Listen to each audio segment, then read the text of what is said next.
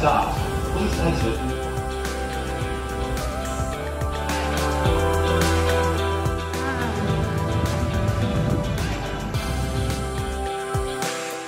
Hello everyone, কেমন আছেন সবাই? আশা করি সকলেই খুব ভালো এবং সুস্থ আছেন। লিভিং উইথ সোহিনী আরও একটা নতুন ব্লগে আপনাদের সকলকে স্বাগত। আজকে আবারও চলে এলাম আপনাদের সাথে আমাদের আরও একটা ট্রাভেল ব্লগ শেয়ার করতে।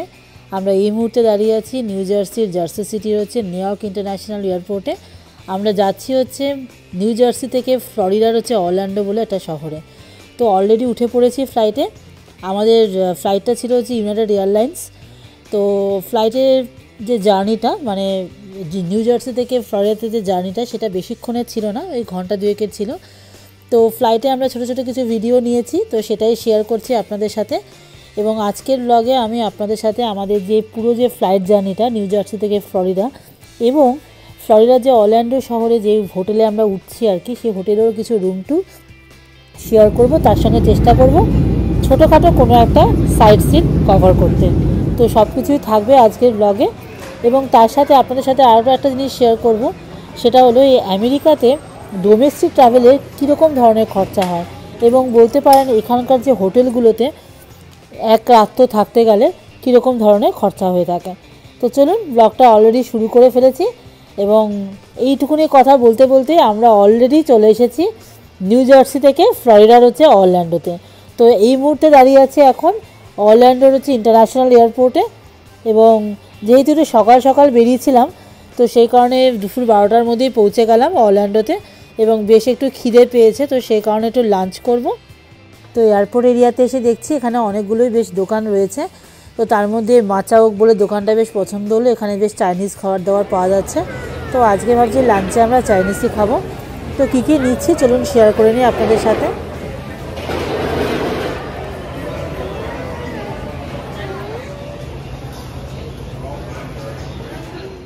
মাচাওক থেকে আমরা এই নিয়েছিলাম, এটা ছিল আমাদের লাঞ্চ। মেয়ের জন্য নিয়েছিলাম চাউমিন আর আমাদের জন্য নিয়েছিলাম ফ্রাইড রাইস আর তার সাথে sweet and sour chicken.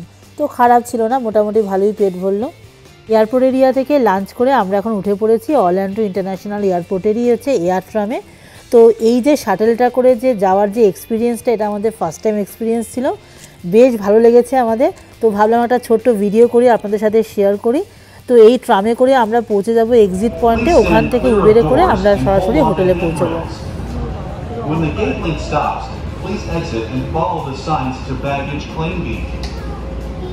Resort and other ground transportation options are located on. তো এয়ার ট্রামে করে চলে এলাম আমরা এই রেন্টাল কার পিক আপ যে জায়গাটা, এখান থেকে আমরা উবের বুক করব। তো এই যে শাটেলটা করে এলাম, এটারও কিন্তু একটা দারুণ এক্সপিরিয়েন্স হলো, এটাও ফার্স্ট টাইম আর কি, শেয়ারও করলাম আপনাদের সাথে। এবার রেন্টাল কার যে দেখছেন অপশানটা রয়েছে, ওইখানটাতে আমরা দাঁড়িয়ে আছি, উবের বুক করেছি। উবেরে করে এখন সরাসরি চলে যাব হোটেলে। তো চলুন, ফ্লাইটের টিকিট এবং হোটেল দুটোই কিন্তু আমরা অনলাইনে বুক করেছিলাম। আমরা হোটেলে অলরেডি পৌঁছে গেছি। আমাদের হোটেলের নাম ছিল হচ্ছে রেসিডেন্সি বাই ম্যারিয়ট। তো এটা আশা করা যায় খুব ভালো, কারণ ভালো রিভিউ ছিল আর কি অনলাইনে।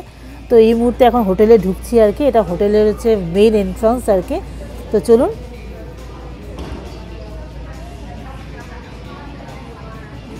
তো হোটেলে ঢোকার মুখেই বাদিকেই দেখলাম এখানে একটা গেম জোন রয়েছে। আশা করা যায় এটা হয়তো ফ্রি হবে, মানে যেহেতু আমরা হোটেলেই থাকবো আর কি। আর মেয়ের তো প্রচণ্ড এক্সাইটেড এই গেম জোন দেখে। এখানে ওরা কিছু স্ন্যাক্সও রেখেছে, প্লাস ওখানে কিছু ড্রিঙ্কসও রয়েছে। তো এক নজরে যা দেখে মনে হলো খারাপ হবে না হোটেলটা, যেহেতু ম্যারিয়টের আন্ডারে। তো যাই হোক, এটা একটা হোমস্টে, এখানে কিন্তু রান্নাবান্নাও করা যায়। তো আমি অলরেডি এখন ঘরে ঢুকে পড়েছি। তো চলুন আপনাদের চট করে দেখিয়ে নিই আমাদের রুম ট্যুরটা একটু। এই যে জানলার সামনে দেখুন একটা স্টাডি টেবিল রয়েছে, তার সঙ্গে চেয়ার রয়েছে। এখানে হচ্ছে টিভি রয়েছে, টিভির নিচে 3খানা ড্রয়ার রয়েছে জিনিসপত্র রাখার জন্য। আর ঘরে ঢুকেই সোফা রয়েছে, সোফার সামনে একটা ছোট্ট একটা গোল টেবিল রয়েছে, সেটা আপনাদেরকে প্রথমেই দেখালাম। এখানে ডাইনিং টেবিল রয়েছে, ডাইনিং টেবিলের সঙ্গে দুটো চেয়ার দিয়েছে, ফ্রিজ দিয়েছে। আর ফ্রিজের হচ্ছে ওপরে দেখুন একদম মানে সমস্ত ইউটেন্সিল রাখার জন্য একটা ক্যাবিনেট রয়েছে। এখানে একটা ইলেকট্রিক ওভেন দিয়েছে রান্নাবান্না করার জন্য। আর এখানে বেসিন রয়েছে, এখানে ডিশওয়াশার লিকুইডও দিয়ে দিয়েছে। ওপরে হচ্ছে মাইক্রোওভেন রয়েছে, মাইক্রোওভেনের নিচেই রয়েছে ডিশওয়াশার। ডিশওয়াশার হচ্ছে বাসনপত্র মাজার জন্য, এটা বেশ ভালো লাগলো। আর এবার চলুন বেডরুমটা একটু দেখাই। বেডরুমটা তো একটা বেড দিয়েছে, বেডরুমের মধ্যেও দেখছি এখানে টিভি রয়েছে, টিভির নিচে আবারও 3খানা ড্রয়ার রয়েছে, এটা অন্যরকম লাগলো। আর বেডের দুপাশে দুটো হচ্ছে স্টোরেজ রয়েছে এবং এখানে হচ্ছে হ্যাঙ্গার রয়েছে, খুব ভালো অর্গানাইজ করার জন্য। ওয়াশরুমটা ভালোই ছিল, বেশ পরিষ্কার পরিচ্ছন্ন। আর যেটা ছিল হচ্ছে আপনার এখানে দিয়েছে, মানে আয়রন দিয়েছে, আয়রন করার জন্য আর কি। তো যাই হোক, নট ব্যাড, খুব ভালোই ছিল হোটেলটা। আমরা এখানে 5 দিন থাকবো। তো এখানে হোটেলের মানে পার ডে খরচ হয়েছিল মোটামুটি $150 থেকে $200 মতো, মানে ইন্ডিয়ান কারেন্সিতে ধরুন প্রায় ওই 16,000 থেকে 20,000 টাকার মতো আর কি। তো চলুন আমরা এখন একটু বেরোবো, লাগেজগুলোকে জাস্ট এখানে ডাম্প করলাম। আজকে সন্ধেবেলা ইচ্ছা আছে চট করে কাছাকাছি একটা সাইট সিন করবো, তো সেটাই শেয়ার করবো আপনাদের সাথে। তো চলুন, আজকে আমাদের ফার্স্ট ডে। হোটেলে ঢুকে ফ্রেশ হয়ে আমরা এবার বেরিয়ে পড়েছি ডিজনি স্প্রিংয়ে। এটা অরল্যান্ডোতে ম্যারিয়ট রেসিডেন্সি যে আমাদের হোটেলটা, ওখান থেকে উবেরে মোটামুটি ওই 10 মিনিটের মতো লাগলো। এখন আস্তে আস্তে ঢুকছি ডিজনি স্প্রিংয়ে। This is the entrance of Disney Spring, and Disney Spring is one of the most famous tourist attraction in Orlando because it is a major shopping, dining and entertainment district that is located within the World Disney World Resort. So বুঝতেই পারছেন কতটা popular. তো প্রচুর মানুষের ভিড় হয় এখানে। তো এখানে মোটামুটি এই জায়গাটা কভার করতে আমাদের ঘন্টাখানেক লাগবে। শপিং করার ইচ্ছা না থাকলেও এখানে এত সুন্দর সুন্দর হচ্ছে ডিজনি ওরিয়েন্টেড দোকানপাট রয়েছে, এত সুন্দর বড় একটা শপিং কমপ্লেক্স, এবং প্রত্যেকটা শপ কিন্তু হচ্ছে থিম বেসড। তো এখানে এসে শপিং না করে তো আমরা থাকতে পারবো না, সুতরাং টুকটাক শপিং করবই এবং প্রতিটা দোকানে এক্সপ্লোর করার ইচ্ছা আছে। তার সাথে এখানে বিভিন্ন ধরনের হচ্ছে অ্যাট্রাকশনও রয়েছে, প্রচুর ধরনের ডাইনিং রেস্টুরেন্টও আছে, সবই ইচ্ছা আছে এক্সপ্লোর করার এবং আপনাদেরকে নিয়েই আর কি। তবে মনে হয় না আজকের ব্লগে সব কিছু শেয়ার করতে পারবো বলে, যেহেতু জায়গাটা খুব ভার্স, অনেকটা সময় লাগবে আর কি। তো চেষ্টা করব পরবর্তী ব্লগে আপনাদের সাথে ডিজনি স্প্রিংয়ের অনেকটাই শেয়ার করতে। আজকে যতটুকু পারছি শেয়ার করতে থাকছি। তো চলুন ঘুরে ঘুরে দেখি কি কি রয়েছে এখানে। আজকের ব্লগে আপনাদেরকে একটা জিনিসও বলা হয়নি, যেটা আপনাদেরকে প্রথমেই বললাম এই ব্লগের শুরুতে, যে আমেরিকাতে ডোমেস্টিক ট্রাভেলে মোটামুটি কত খরচা হয়। আমেরিকাতে ডোমেস্টিক ট্রাভেল মানে আমেরিকার মধ্যেই একটা রাজ্য থেকে আরেকটা রাজ্যে যেতে গেলে কীরকম খরচা হয়ে থাকে। মোটামুটি ধরুন ফ্লাইটের কস্ট ওই অ্যাভারেজ হচ্ছে $200 থেকে $500 মতো। তো মোটামুটি ইন্ডিয়ান কারেন্সিতে প্রায় ধরুন 16,000 থেকে 40,000 টাকার মতো। আর হোটেলের কস্ট তো আপনাদেরকে বললাম, হোমস্টে থাকতে গেলে মোটামুটি 16,000 থেকে 20,000 টাকার মধ্যে খরচা হয়ে থাকে। আর যদি 5 স্টার হোটেলে থাকেন তাহলে ওই মোটামুটি $500 থেকে $700 মতো খরচা, মানে ইন্ডিয়ান কারেন্সিতে প্রায় ধরুন ওই 40,000 টাকা থেকে প্রায় 1 লক্ষ টাকার মতো। এরপরে আবার খাওয়া দাওয়াও রয়েছে ধরুন। এবার খাওয়া দাওয়ার মধ্যে ব্রেকফাস্ট, লাঞ্চ এবং ডিনার এই তিনটে ধরে একটা মানুষের একদিনের হচ্ছে খরচা প্রায় ওই $100 মতো, মানে ইন্ডিয়ান কারেন্সিতে প্রায় 8 থেকে 10,000 টাকার মতো। তো সুতরাং বুঝতেই পারছেন আমেরিকার ভেতরে ঘোরাঘুরি করতে গেলে কতটা খরচা হয়ে থাকে। কিন্তু যদি আমেরিকার বাইরে কোথাও ঘুরতে যান, মানে ধরুন যেমন মেক্সিকো বা হচ্ছে বাহামাস, এই ধরনের জায়গাগুলোতে গেলে কিন্তু অত বেশি খরচা হয় না। কারণ হচ্ছে এইসব জায়গাগুলো একটু হচ্ছে অতটা এক্সপেন্সিভ নয়, এবং এখানে কি হয় অল ইনক্লুসিভ হচ্ছে রিসোর্ট বুক করা যায়। সেখানে কি হয় 1 সপ্তাহের জন্য থাকতে গেলে মোটামুটি $2,000 মোটামুটি 5 দিন থাকা যায়। এই $2,000 মানে যে ইন্ডিয়ান কারেন্সিতে প্রায় ধরুন হচ্ছে 1,60,000 টাকা।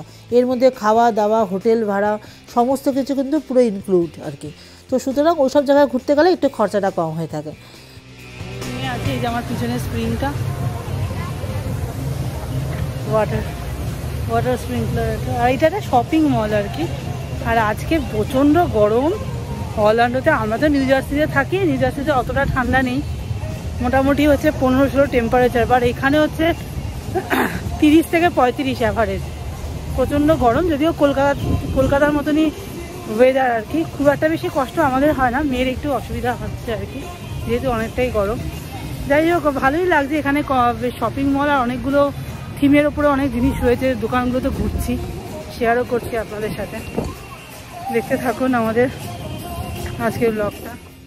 জায়গাটা এতটাই সুন্দর, হাঁটতে হাঁটতে মনে হচ্ছে কোনো ইউরোপিয়ান শহরের উপর দিয়ে হাঁটছি। পুরো ইউরোপিয়ান শহরগুলোর আদলে হচ্ছে বানানো এই শপিং কমপ্লেক্সের এই বিল্ডিংগুলো আর কি। প্রত্যেকটা কিন্তু একটা দোকান, অথচ দেখুন কি সুন্দর এখানকার আর্কিটেকচারটা। সুতরাং আপনাদের সকলকে বলবো যারা প্ল্যান করছেন অরল্যান্ডো ডিজনিতে আসবেন, তারা কিন্তু অবশ্যই এখানে আসবেন। কারণ এটা কিন্তু একটা মাস্ট ভিজিট ডেস্টিনেশন বা বলতে পারেন মাস্ট ভিজিট ট্যুরিস্ট অ্যাট্রাকশান। এত সুন্দর জায়গাটা, সত্যি কথা বলতে অপূর্ব লাগছে জায়গাটা দেখতে কিন্তু। তো যাই হোক, আজকে তো বেশি শেয়ার করতে পারবো না, আজকে ব্লগটা আপাতত এখানেই শেষ করব। হাঁটছি, আরও অনেক দোকানপাট এক্সপ্লোর করব, দোকানপাটগুলোর ভেতরে ঢুকবো, কেনাকাটি করব, সবই থাকবে পরবর্তী ব্লগে আপনাদের সাথে শেয়ারও করব। আজকের আপাতত এখানেই থাক।